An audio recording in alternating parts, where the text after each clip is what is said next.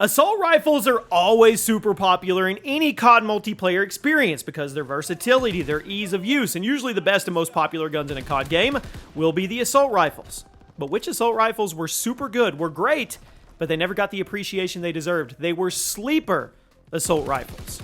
Welcome to the channel, everybody. Jimmy or Chaos, and welcome back to the COD History Series. Today, we are going to be checking out 10 of the best sleeper assault rifles in Call of Duty. These were those ARs that were super good, super powerful, but they were overshadowed by other popular choices. They just kind of flew in the background.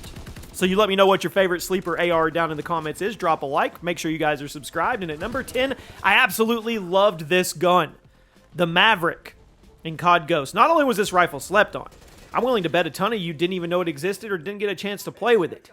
It was a DLC assault rifle. Could only be used by people who bought either the Season Pass or the Onslaught map pack. And I guess there was also a $4 weapon DLC it had, but I don't remember. I'm not sure how many people actually acquired it that way. But the Maverick was nuts. Featured a fire rate of 652 rounds per minute. Base damage of 24 to 50. Yes, this gun hit for up to 50 base damage.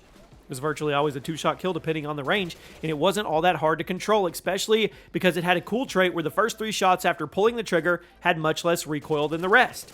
So it benefited from firing in controlled bursts as opposed to just treating it like a full auto bullet hose. But, I mean, yes, it was a paid DLC weapon, so a lot of people never used it. Since a lot of people never used it, a lot of people forgot it was in the game.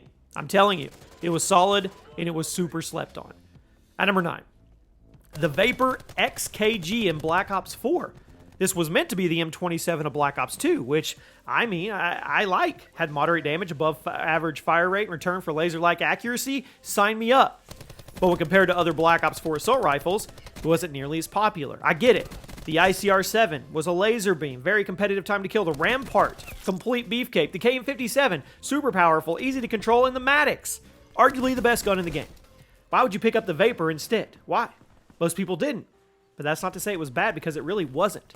The Vapor had some competitive time to kill, and even though it wasn't quite as laser-like as the ICR, you could beam people from mid-range and longer while remaining competitive in that TTK department. In fact, I know a lot of people actually preferred it to the other fast-firing assault rifles due to the slightly quicker handling that made it that happy middle ground between an AR and an SMG. Just excuse other weapons, or just the excuse that other weapons were better doesn't mean that this gun was bad. At number 8. The M4A1 all the way back in Modern Warfare 2 2009. It was almost never slept on in Call of Duty now because it's always extremely powerful. That wasn't always the case. The M4A1 in the original MW2 was your starting assault rifle, and it felt like it. Time to kill was average, wasn't flashy, wasn't melty like other ARs in the game, the FAMAS, the ACR, the SCAR, but some people continued to use the M4A1 even after unlocking new weapons because it was easy to control. Had an above average fire rate. It was competitive. Up close, it was. If somebody charged at you, the base damage was average compared to the other rifles. But since it was so easy to hit your shots, it wasn't a problem. In terms of M4 rifles in COD history, the 2009 version is lower tier. But it's a viable rifle in the context of this game, and I definitely think it was slept on to a degree. It's never going to be able to go toe-to-toe with the ACR or the FAMAS. We know that. But you could definitely top the leaderboard if you stayed on target and played to its strengths. At number 7. The Castoff 7.62 in Modern Warfare 3 2023. No, I didn't say that wrong. The Castoff was a Modern Warfare 2 gun that carried over into Modern Warfare 3, and because of that, a lot of people slept on it in MW3, but that was honestly a shame because some of the most entertaining gameplays I've watched in Modern Warfare 3 have been with the Castoff. In case you're out of the loop with the reboot of the trilogy, the Castoff is just the AK-47 under a new name. But Modern Warfare 3 didn't actually launch with its own unique version of the iconic AK. Instead, it just used the Modern Warfare 2 version as a carryover, and I think it's one of the most slept-on guns in the game. Insane damage, really good handling, increased movement speed, reworked perk system of Modern Warfare 3, it all fed right into it. I think a lot of the Modern Warfare 2 weapons that carried over in MW3 ended up being kind of useless or underwhelming since they weren't designed around Sledgehammer's super fast movement speeds and longer time to kill. That led to people overlooking them. But this one, it was a gem. If you're still on Modern Warfare 3, go equip the Castoff. Give it one more look. At number 6, the QBZ-83 in Black Ops Cold War. The assault rifle discussion in Black Ops Cold War was dominated by the XM4, the Krig 6, and the AK-47. Oh yeah, and the FFAR. Nobody was talking about the QBZ, and I think it's kind of a shame because the gun had some sauce, especially if you leveled it up and equipped some of the higher level attachments. Fired at a moderate 681 rounds per minute. Hit for between 28 and 32 base damage. That's not really great. But, I mean, there's things about it. I know, it sounds like a pea shooter in a game where everybody had 150 health in the game, but it made up for it. Relatively slow time to kill, right? That's not good, but it had accuracy, which it was one of the best in its class. On top of that, it had a 40% headshot bonus on the rifle. That was a nice thing to have on top of the accuracy, because if you could consistently aim high and stay locked on your target's noggin, the TTK was really good. It did take extra work to get good with the gun. Definitely took more effort to top lobbies than it did with the other rifles I mentioned, but I think it was slept on. It's worth another look if you're one of the people playing Black Ops Cold War in preparation for Black Ops 6, which comes out tomorrow too. Woo! Now we arrive at the top 5. The CM901 in Modern Warfare 3. I always bring this gun up when I get the chance because it's one of my favorite guns in the game, but it was almost always overlooked because of the ACR and the G36C, both of which are amazing in the original Modern Warfare 3, rightfully so. But the CM901 was one of the strongest assault rifles in COD history at the time of the release, and if we're talking raw base damage, it is beefy by modern COD standards too. It fired at 666 rounds per minute, could hit for 49 base damage, meaning it would be a 2-shot kill if you landed one headshot. Here's the problem, the recoil was hard to control, it was.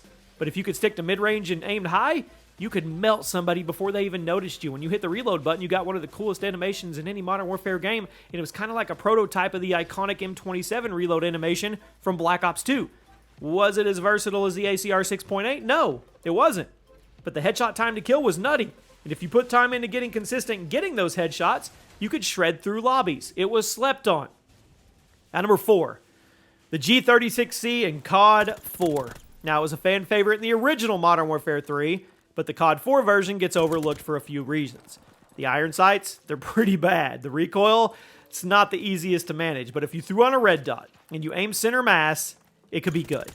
Fired at 750 rounds per minute. Hit for between 20 and 30 base damage. Made it a 4 to 5 shot kill with no SP.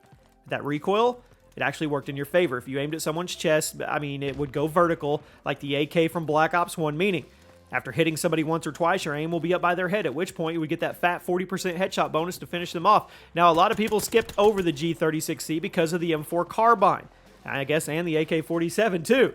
But I know a few of you liked it. There's just something about the recoil pattern and the fire rate made it super satisfying to use, and it was absolutely slept on in both COD 4 and Modern Warfare Remastered. At number 3 today, the Type 25 in Black Ops 2. I put a lot of time into this gun. Black Ops 2 had some of the best assault rifles in COD history.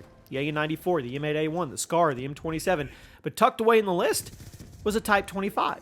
It's kind of crazy in terms of time to kill, but it never got the love that the others got because it was actually kind of hard to use properly. It had the fastest fire rate of all the Black Ops 2 assault rifles. Could kill in as little as 3 bullets as long as you hit one headshot, but what made it less appealing than the others was the fact that it had a lot of kick. The other rifles in Black Ops 2 were easy to control on top of having nutty stats. So even though the Type 25 had one of the fastest time to kills in the entire game, you had to work harder to actually see that kill time consistently. A lot of players, wasn't worth their time, especially when guns like the AN-94 and the M27 were just waiting with open arms for you. But the Type 25 had potential. If you put the time in to nail that recoil pattern and stick to the effective ranges, I think it was a slept-on rifle. At number 2, the SA-805 in COD Ghost. Now, I feel like this gun is developing a little bit of a cult following over the years. I just read comments every time we mention it because it was one of the least popular guns in Ghost back in the day, and yet more and more people are talking about it. And when we all reminisce on the Ghost era of COD, they mention it. The SA-805 was a very cheap rifle, cost you 6 squad points, who remembers those? Featured extremely low recoil, pretty competitive time to kill, you had that above average base damage value to it. A while back I did a list of laser beam assault rifles, and I put the SA on the list, because I think it was. Super low recoil, super smooth handling, and obviously it wasn't going to be as popular as the Honey Badger or the Remington, but it was viable. I think it was a great starting rifle in a game like Ghost. I'll say it again, the reload animation for this was awesome. Infinity Ward didn't get enough appreciation for their smooth animations in the game because the Honey Badger reload animation stole the spotlight from everyone else, but this one was good. And now we're at number 1, and I've got the biggest cheesy smile on my face. The best sleeper assault rifle in COD history. If you know me well enough, you can probably predict what I'm about to say. Maybe, maybe not. At number 1, the Enfield in Black Ops 1. We did a video on the most slept on assault rifles a while ago, and I actually left the Enfield off the list because I thought it was such an obvious pick. But that's why we do these revised lists. to add in new choices and also correct the mistakes of our past, because frankly, I think the Enfield is the definition of a sleeper gun, unlocked by default. Totally overshadowed by the other weapons in its class, and yet totally viable, completely capable of dominating lobbies if you knew what you were doing. The Enfield was a full auto rifle, fired at 750 rounds per minute, hit for between 25 and 35 damage, which made it a 3 to 4 shot kill. Now, in terms of time to kill, it was exactly the same as the Galil, exactly the same as the Commando, and yet it was overshadowed by them due to the fact that those other rifles had easier recoil patterns, cleaner iron sights, or bigger default magazines, and they looked better. The Enfield was ugly, but in terms of stats, it was literally just as good as some of the most popular rifles in the game, and yet it was never seen that way. On top of it, had a really slick reload animation. So overall, I think it was a fantastic weapon, and it's the best example of a sleeper assault rifle in COD history. I am glad that so many people have caught on to this gun over the years. They've given it the retroactive love that it deserves, because during the Black Ops 1 era, I was by myself, I felt like. Nobody was using it, and I got made fun of and shamed all the time whenever I spoke highly about it. Let me know one sleeper assault rifle that did not make the list that was deserving, and I'll see you guys soon.